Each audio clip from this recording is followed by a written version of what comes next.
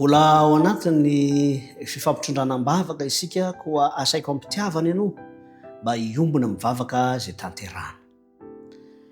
Misaotra anao hatrany izay ray tsara indrindra izay any an-danitro mbola anananay ny tombotsoa afaka manatanteraka izao fiombonam-bavaka izao.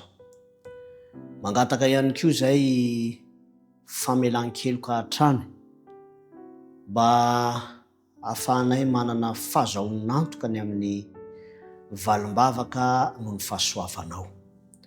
Ny namana Zakary dia mangataka manokana ny hitantananao ny fiainany amin'ny ankapobeny. Tompo hoe ianao no mahafantatra ny tsipiriany ny fiainany izany mpanomponao izany.